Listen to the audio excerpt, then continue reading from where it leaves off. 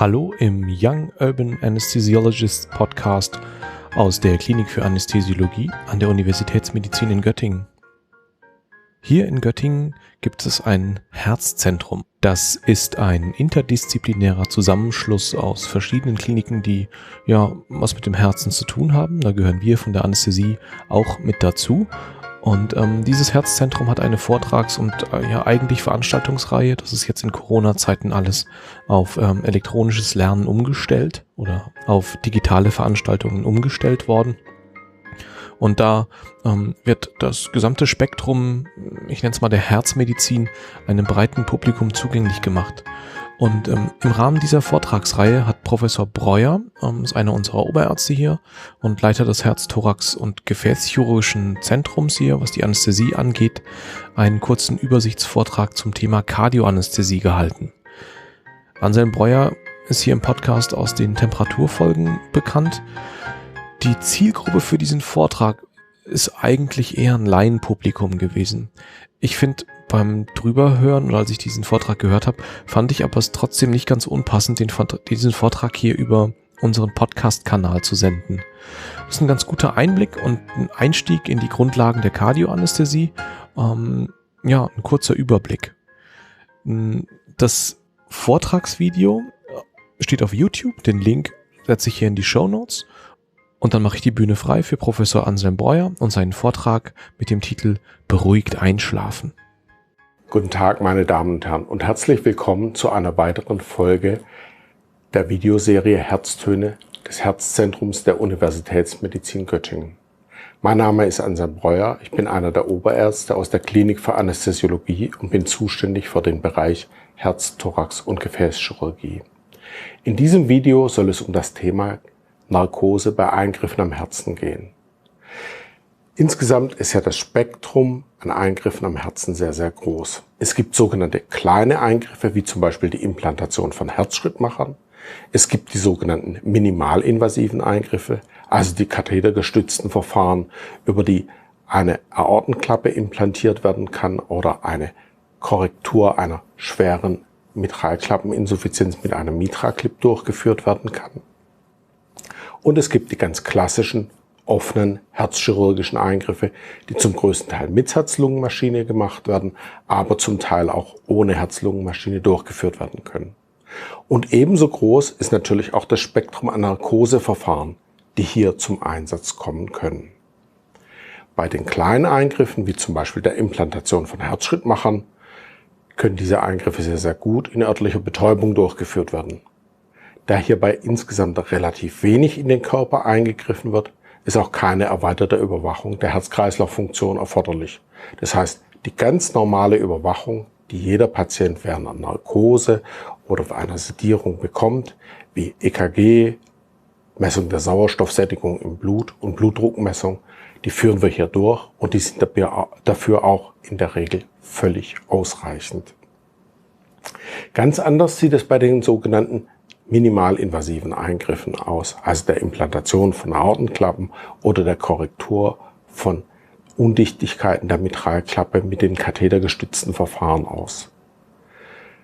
Bei diesen Verfahren, vor allem beim Aortenklappenersatz über die Leistengefäße, kann der Patient entweder wach bleiben, er kann sediert werden, das heißt also eine Art Dämmerschlaf bekommen oder in Vollnarkose sein.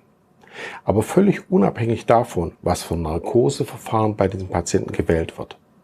Wird hier bei diesen Eingriffen doch erheblich in den Körper eingegriffen und erheblich in die Herz-Kreislauf-Funktion eingegriffen.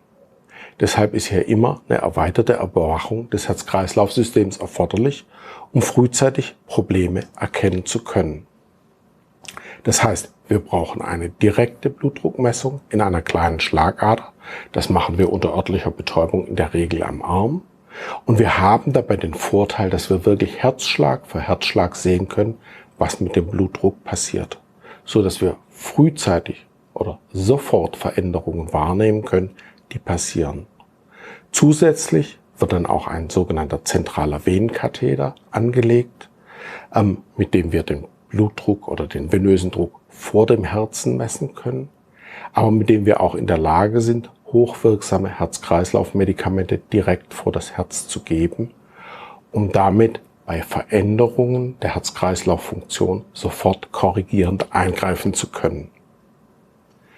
Bei den offenen herzchirurgischen Eingriffen, die nur in Vollnarkose durchgeführt werden können, kommen zusätzliche Überwachungsverfahren dazu. Dazu gehört das sogenannte prozessierte EEG, also die Erfassung oder die Messung der Gehirnströme zur Überwachung der Narkosetiefe. Sie sehen hier auf dem Bild rechts verschiedene EEGs. Sie sehen hier oben ein typisches EEG von einem wachen Patienten, das ganz viele kleine, schnelle Wellen hat, die eine niedrige Amplitude haben, während Sie hier unten in dem mittleren Bild sehen, dass hier so große Schwingungen auftauchen, das nennt man Deltawellen, die typisch sind für Patienten, die ausreichend tief Narkose haben. Während Sie auf dem unteren Bild sehen, dass diese typischen Deltawellen unterbrochen werden hier von einer Strecke, wo gar keine elektrische Aktivität da ist. Das ist ein typisches Zeichen dafür, dass bestimmte Narkosemedikamente eher zu hoch dosiert sind.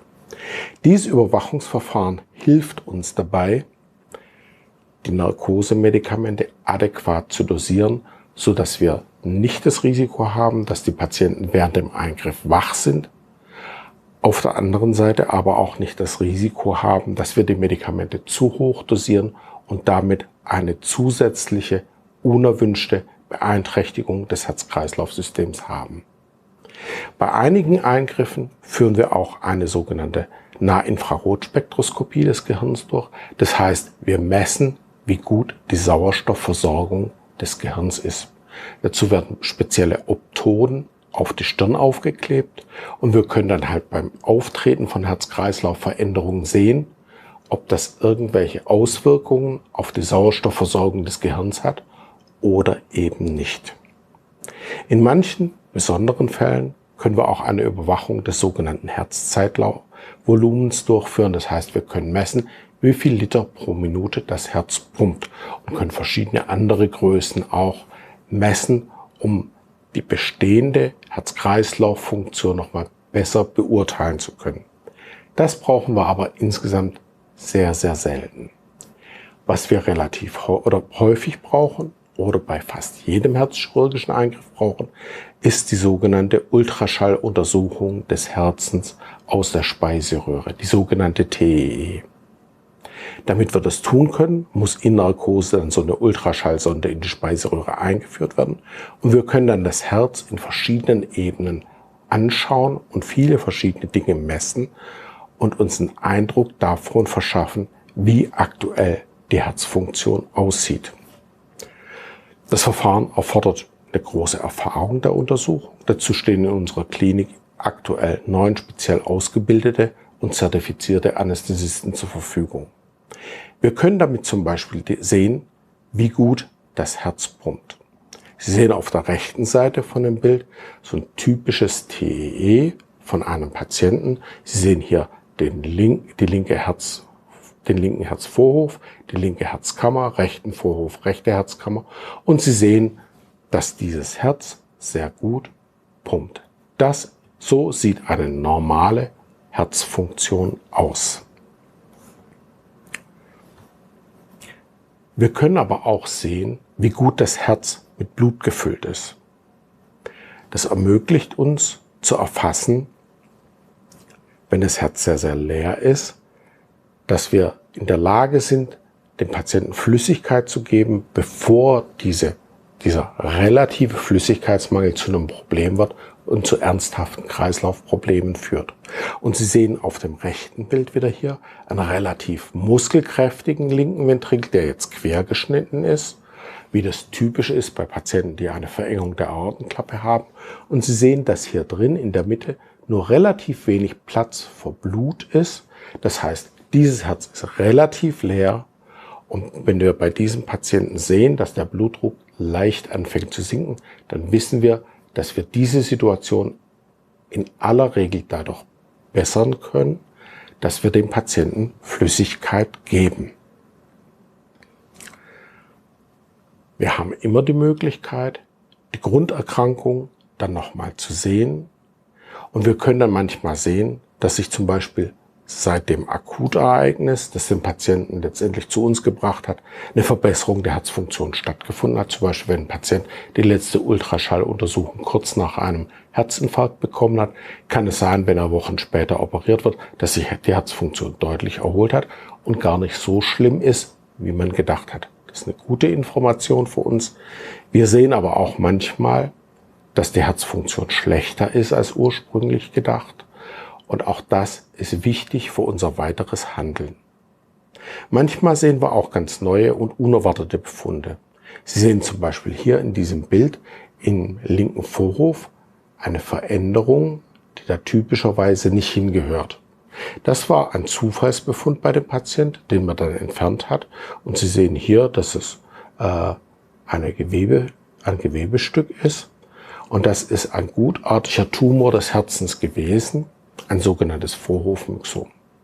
Das gibt es gelegentlich mal. Das macht viele, viele Jahre gar keine Probleme, gar keinen Ärger, kann dann aber zerbröckeln und letztendlich Schlaganfälle auslösen. Wenn man so einen Befund sieht, als Zufallsbefund, kann man in der gleichen Operation das entfernen, ohne dass es wirklich viel Aufwand ist und damit den Patienten eine Menge Ärger ersparen. Die Ultraschalluntersuchung des Herzens erlaubt uns aber auch zum Beispiel eine Planung der Kreislauftherapie, wenn man nach der Herzoperation von der Herz-Lungen-Maschine abgehen möchte. Sie sehen hier jetzt das Bild eines Herzens, wo im Gegensatz zu den vorigen Bildern auffällt, dass die rechte Herzkammer deutlich größer ist als die linke. Das ist ungewöhnlich. Normalerweise ist immer die linke Herzkammer größer als die rechte. Das heißt, das ist ein Patient, der ein Rechtsherzproblem hat.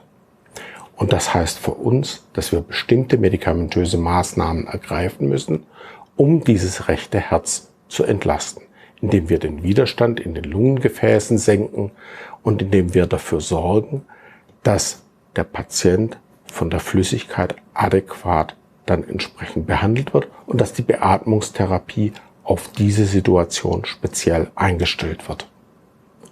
Die Ultraschalluntersuchung des Herzens erlaubt uns aber auch eine direkte Beurteilung des Operationsergebnisses noch im Operationssaal. Ist zum Beispiel diese neu implantierte Aortenklappe dicht oder gibt es kleinere Undichtigkeiten am Rand, wo ein größerer Kalkbereich oder ein größeres Stück Kalk war? Wenn ja, lässt sich das in der Regel innerhalb weniger Minuten beheben, indem man einfach nochmal den Ballon, über den die Klappe eingebracht wird, aufbläst und damit die Klappe dehnt und dann diese Undichtigkeit behoben ist. Oder ist zum Beispiel die Rekonstruktion einer undichten Mitralklappe gut gelungen? Wenn ja, wunderbar. Wenn nein, stellt sich die Frage, kann man das beheben? Kann man es einfach beheben? Muss man eventuell doch einen Herzklappenersatz durchführen? Das kann man alles in der gleichen Operation machen. Wir müssen also nicht erst warten, wie das Ergebnis aussieht und nach ein paar Tagen feststellen, dass es vielleicht doch nicht so gut ist, wie man sich gewünscht hat und dann nochmal in den Operationssaal, sondern man kann dadurch, dass man das in dieser Situation anschaut, gleich ansehen, gleich beurteilen, gleich Entscheidungen treffen, so dass man auch damit viele Probleme sich erspart. Wir können sehen, wie gut die Herzfunktion nach der Operation ist. Wir können sehen, ob der Patient Flüssigkeit braucht. Wir können sehen, ob man mehr medikamentöse Unterstützung für die Pumpfunktion des Herzens braucht. Wir können sehen, ob wir eine medikamentöse Erweiterung der Gefäße in der Lungenstrombahn brauchen. All das können wir mit dem Ultraschall des Herzens beantworten. Sie sehen also, Narkose bei Eingriffen am Herzen ist nicht nur Narkose in dem Sinne, dass wir dafür sorgen müssen, dass die Patienten schmerzfrei sind und nicht bei Bewusstsein sind. Wir müssen spezielle Untersuchungsverfahren und spezielle Überwachungsverfahren einsetzen, um dafür zu sorgen, dass wir das optimale Ergebnis für den Patienten erzielen können. Wir leben in der sogenannten Echo-Ära. Das heißt, das Echo, die Ultraschalluntersuchung des Herzens, ist ganz entscheidend bei den Eingriffen am Herzen. Und hier kann der Narkosearzt ganz entscheidend zum Erfolg der Operation beitragen. Wichtig dabei ist immer die Kooperation und die Kommunikation mit den Kollegen aus der Kardiologie und aus der Herzchirurgie und das Ziel aller Beteiligten ist das optimale Ergebnis für den Patienten. Falls Sie weitere Fragen zum Thema haben, können Sie sich jederzeit gern an uns wenden. Die Telefonnummer und die E-Mail-Adresse, unter der Sie sich an uns wenden können, ist hier eingeblendet. Vielen Dank für Ihre Aufmerksamkeit.